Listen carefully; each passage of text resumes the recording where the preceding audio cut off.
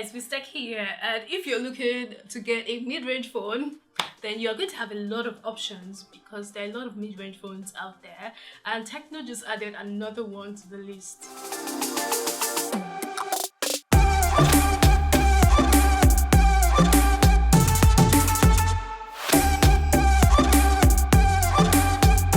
By the way, guys, I don't know if it's just me, but I find it difficult to pronounce Pouvoir. Phew. Anyways, this is the Pouvoir 3, and for 38,000 naira plus, you get a 6.2-inch HD display, a 13MP front and rear camera, 2 gigs of RAM, a 5000 mAh battery, and 4G LTE support. Unfortunately, Tecno is sticking with an old OS and chipset, and yeah, in addition to all of that, Tecno decided to use an old SIM card slot. It's the micro SIM card slot rather than, you know, the nano SIM card slot that we have come to expect. Anyway, in my opinion, this is definitely not the best design I've seen on a Tecno smartphone. I mean, the plastic back looks like a blast from the past, especially with that large camera sensor in the middle. I actually like the way they added the patterns, like there's like lines that they added to the back, which is, you know, nice.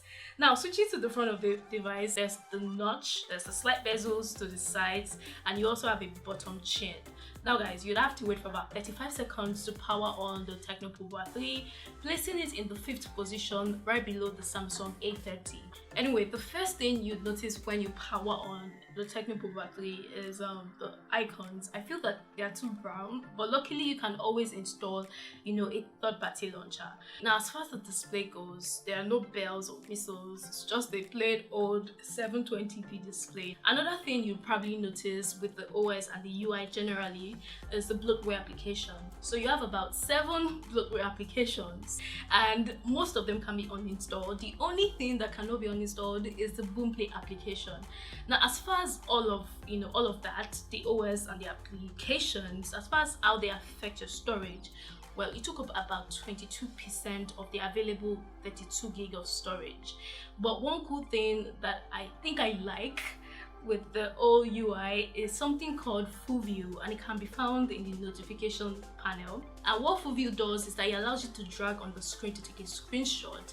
But one of my favorite features of Full View is the ability to copy text from any application like YouTube. I think it's cool. Now, I've said a couple of, you know, good stuff about the OS and the UI, but there's one issue that I found with it. I discovered that it comes with a lot of ads. I get a lot of notifications and ads from applications like PHX browser or PHP, whichever browser it is, but it's a default browser on the Pouvoir 3. And aside from that, I also noticed that I get ads on the lock screen. Luckily, all of these things that I mentioned can be disabled in the settings. Away from all of that, this comes with 13MP cameras on both the front and the back. And surprisingly, the front camera does pretty well in low light. I don't know, maybe it's because I was expecting it to perform badly, but the low light pictures I took using the Pouvoir 3 weren't so bad. Of course, there's still a bit of softness going on, but it's not a bad picture. Now, you also get portrait mode, which did a slightly good job with the edge detection.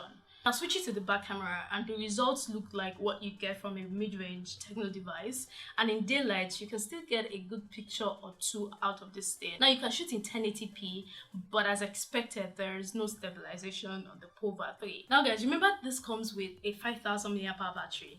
Now, with that large battery, you'd expect to get a Type-C port. Well, you don't get this on the Tecno Pouvoir 3, so charging this takes this long. But on the good side, the battery lasts very long, and by that I mean I was able to get about 11 hours of screen on time depending on how I use it. Now, I've talked about the battery, I've talked about the camera, I've talked about the display. So what about the performance? And to cut to the chase, it's not that great. So you get 2 gigs of RAM and a MediaTek processor, and while trying to play PUBG, I noticed that there were a lot of lags. It was basically difficult to play on the Pouvoir 3. So this is definitely not the device to get if you're looking to play highly intensive games, but it does slightly well with light games or social media applications.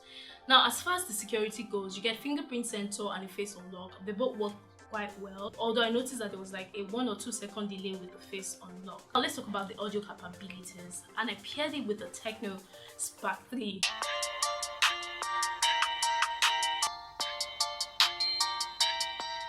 So, which of the phone won? Let me know in the comment box. So guys, that is all for my first impression of the Tecno Pouvoir 3. And it doesn't have a lot of bells. The only thing that is so great about this device is the battery life. But aside from that, let me know if you think this is a really good buy. I'd like to know your thoughts about this phone in the comment box.